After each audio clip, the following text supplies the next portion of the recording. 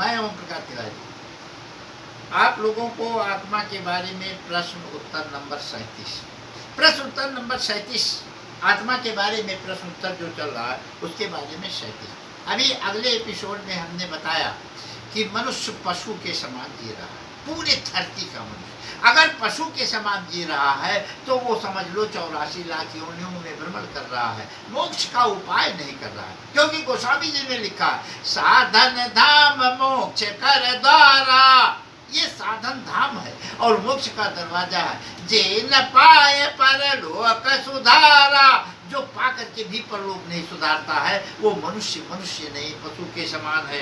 अब आपको 84 लाख योनियों की का भी बताएंगे।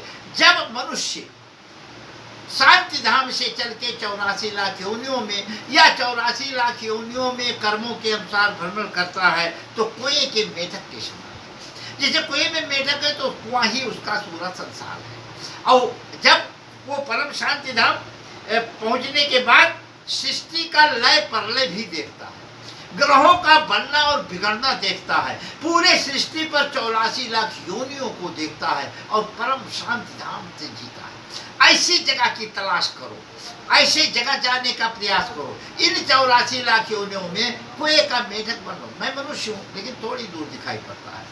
कल्पना के माध्यम से हम लोग वहां से यहाँ से पूरे संसार में पूरे विश्व को पहुंचते हैं और कल्पना के माध्यम से ही भगवान को प्राप्त करेंगे, भगवान का भजन करके। इसलिए मेरा मतलब है परम शांति धाम जाने के लिए मात्र एक ही उपाय है, राम का स्मरण और जाप। इससे संभव है। आप अगर तपस्या करते हैं तो तपस्या से आपको इसी 84 लाख योनियों का सुख मिलेगा। कहीं के राजा हो जाएंगे, आप शक्तिशाली हो जाएंगे, आप महान हो जाएंगे, ये सब तो हो सकते हैं लेकिन परम शांति धाम नहीं मिल सकता है। इसलिए राम का स्मरण और जाप ही एक ऐसा उपाय है जो परम शांति धाम पहुंचाता है। परम शांति धाम का मतलब वैकुंठ धाम। तहाँ पहुंचने के बाद हम पूरी सृष्टि को देख सकते हैं, सूर्य चंद्रमा तक देख सकते हैं, सारी चीज देख सकते हैं, पूरे संसार का लय और प्रलय भी देख सकते हैं। कौन मरा, कौन गिरा, कौन धरती नष्ट हुई, कौन जो है ग्रह नष्ट हुई, कौन ग्रह बनी, ये सारी प्रक्रियाएं आप करोड़ों वर्ष तक देखते रहें और आराम से बैठे रहें। इस प्रकार से मेरा अनुरोध है कि 84 लाख योनियों के कष्ट को आप जो है कोशिश करें कि इस 84 लाख योनियों के कष्ट से मुझे छुटकारा मिल जाए। आप मनुष्य होकर भी जब पशु के समान जिएंगे तो निश्चित है 84 लाख योनियों में भ्रमण करेंगे। पशु के समान पूरा विश्व जी रहा है।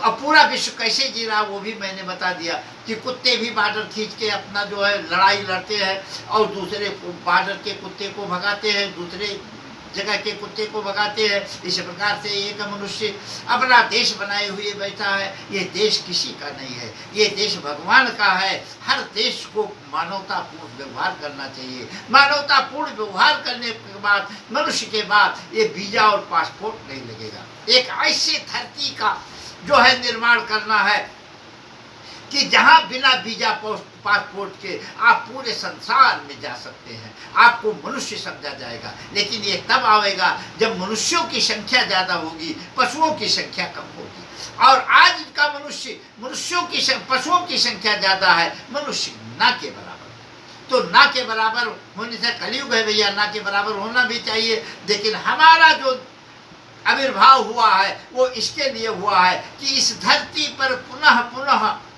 हम जो है मानवता, मनुष्यता और मनुष्य से प्रेम करना सिखाएं और लाने का प्रयास करें। ऐसा मैं कोशिश कर रहा हूँ। आगे हम इस महान लड़ाई को कैसे लड़ पाएंगे ये तो नहीं समझ में आता है। प्रभु की लीला अगर होगी तो हम आगे लड़ते जाएंगे।